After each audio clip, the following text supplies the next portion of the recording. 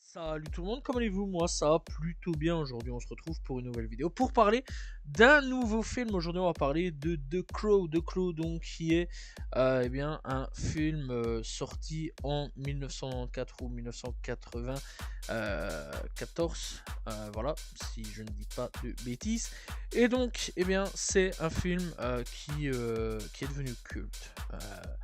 Voilà, nul autre joué aussi par Brandon Lee, qui malheureusement perdra la vie sur ce film, et c'est surtout pour ça je pense que c'est devenu culte. Après c'est un excellent film aussi, ça je vais vous en parler. Bref, donc alors c'est donc eh bien un film donc fantastique américain réalisé par Alex Proyas, voilà donc qui donc est sorti en 1904 ou 94, et donc il s'agit de l'adaptation cinématographique du comics du même nom paru donc en 1989, et il met en scène eh bien, le regretté Brandon Lee dans le rôle d'Eric Drake, jeune guitariste donc de rock, et sa compagne Shelley Webster, donc voilà, sauvagement assassinés la veille de leur mariage par un gang de criminels conduit par T-Bird. Donc Eric assiste au V et au meurtre de sa fiancée avant d'être assassiné à son tour. Un an après leur mort, un mystérieux corbeau vient le ressusciter, et donc Eric revient à la vie pour accomplir sa vengeance, les trouver et buter ceux donc qui ont tué sa copine et qui l'ont tué aussi. Malgré donc plusieurs revers de production dus à la mort de Brandon Lee, donc The Crow a été acclamé par la critique pour son style visuel unique, sa profondeur émotionnelle, la performance de Lee et son hommage à l'acteur décédé jusqu'à en devenir un film culte. Il s'agit donc du premier volet de la franchise qui comprend 3 suites et une série télévisée et un reboot. Alors j'ai vu des suites des films, mais par contre je vais pas vous mentir que la série j'ai pas vu, et le reboot je me souviens pas d'avoir vu non plus. Alors donc Brandon Lee, qui c'est qui, c'est quoi, pourquoi ce garçon là est devenu culte? Alors déjà d'avance, son père c'est pas n'importe qui. Son père, j'en parlerai aussi un jour d'un film ou autre, hein, voilà, parce que t'es obligé d'avoir vu un film de monsieur Bruce Lee. Bruce Lee donc qui est eh bien un acteur qui est aussi donc un très grand combattant aussi, voilà, c'est un énorme un énorme acteur, hein, vraiment, qui a fait des films quand même plutôt cultes lui aussi, hein, donc au niveau de tout ça, donc Bruce Lee. Voilà, c'est quand même beaucoup de films cultes. On a aussi donc La Fureur de Vaincre, La Fureur du Dragon, Le Retour du Dragon. Voilà, bon après il y a des titres en chinois, mais je ne saurais pas vraiment dire, donc voilà. En tout cas, bon, il y a vraiment beaucoup de titres. Malheureusement, Bruce Lee viendra à mourir de circonstances un peu chelou, on va pas se mentir là-dessus.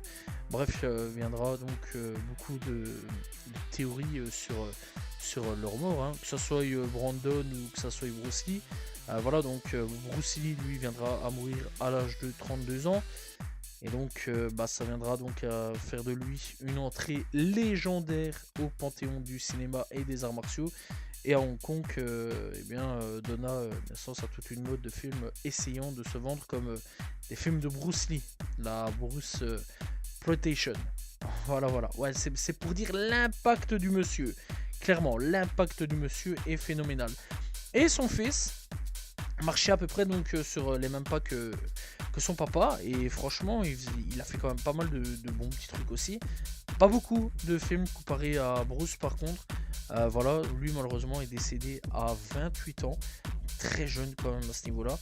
Voilà, il a su faire donc L'Héritier de la violence, Laser Mission, il a fait aussi donc Dans les griffes du dragon rouge, Rapid Fire, The Crow, et The Crow donc sera malheureusement bien la dernière œuvre donc de lui vivant, et pas que vivant non plus, puisque malheureusement c'est sorti donc quand il est décédé. Bref, donc à savoir que ce film, pourquoi il est culte, et bien c'est parce que il y a eu tout plein de trucs au sujet donc de la mort de Bruce Lee. non, de Brandon, excusez-moi, donc de Brandon Lee. Il y a eu plein de trucs, il y a eu plein de théories, il y a eu plein de trucs un peu bizarres. Voilà, faut savoir quand même que ça a été assez compliqué de faire le film.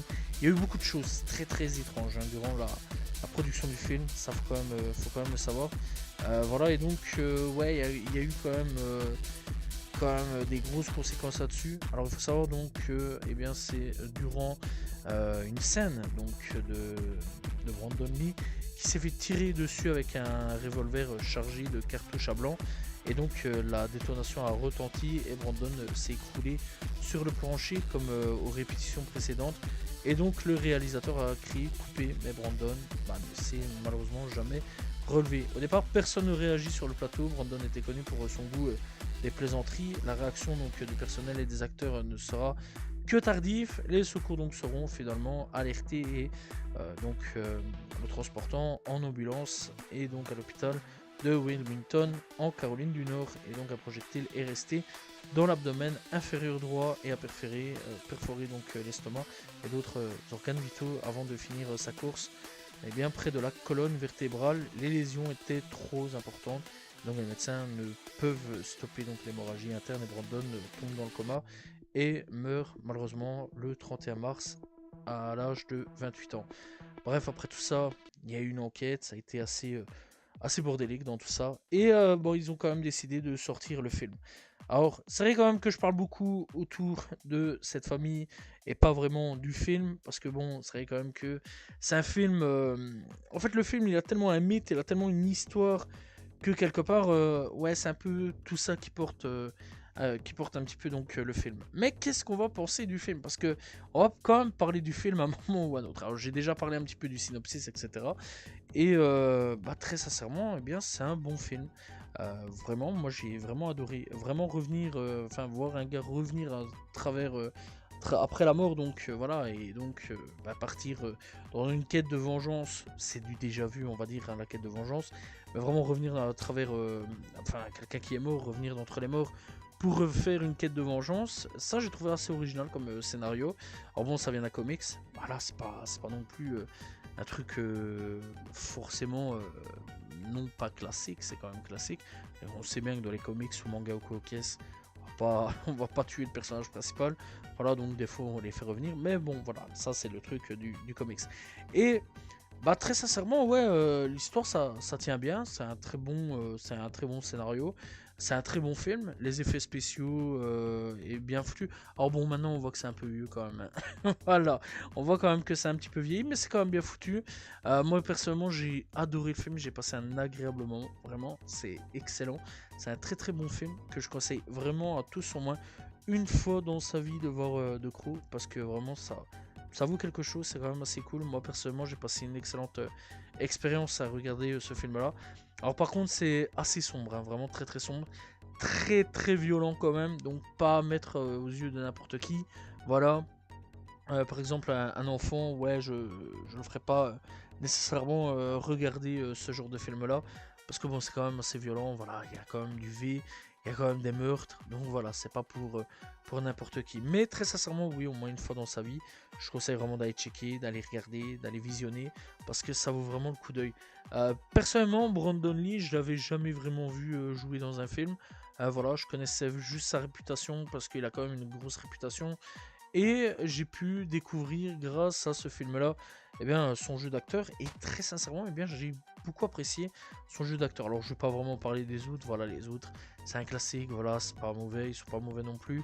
Mais c'est plus lui que je vais me concentrer parce que c'est lui le personnage principal. Et très sincèrement, ouais, il jouait bien. Vraiment, il jouait très très bien. C'était vraiment un bête d'acteur. Il aurait pu devenir légendaire. Un peu vraiment comme... ouais, des mecs comme Bruce Lee, comme Bruce Lee, son papa, il aurait pu devenir aussi légendaire que lui.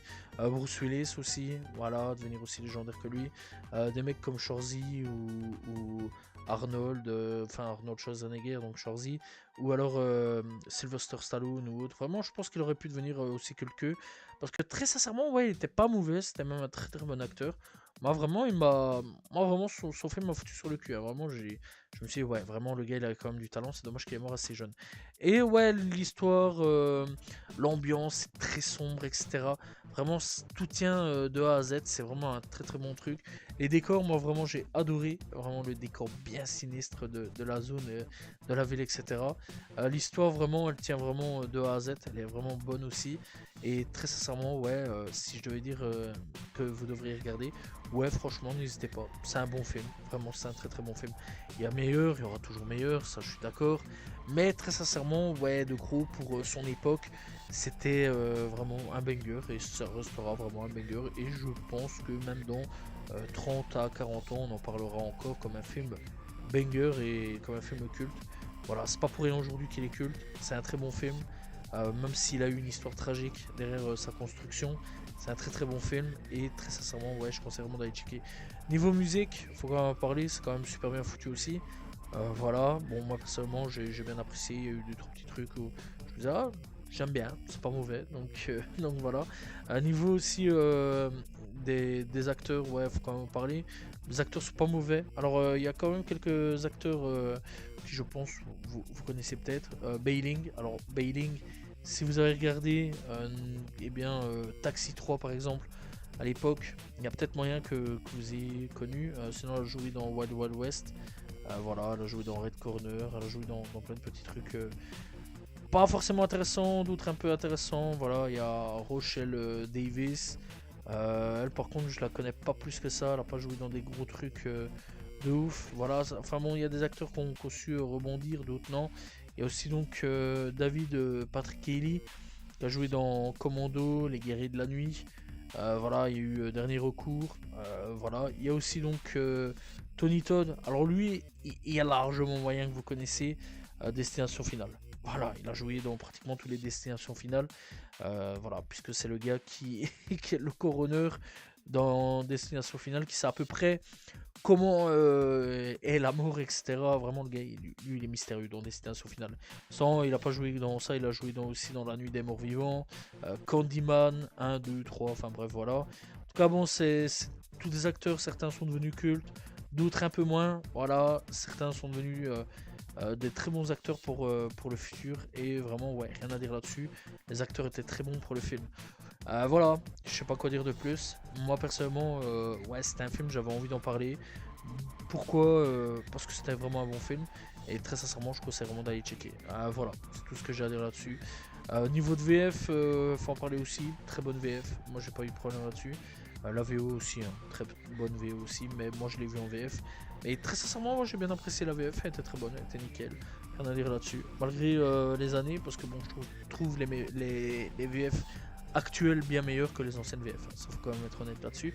Mais vraiment, ouais, vraiment la VF de Crow est vraiment très très bonne. Voilà, bref, c'est tout ce que j'ai à dire là-dessus. Allez regarder le film, voilà, il vaut vraiment le coup d'œil, il vaut vraiment la peine d'être vu au moins une fois dans sa vie. Et bah, c'est tout ce que j'ai à dire.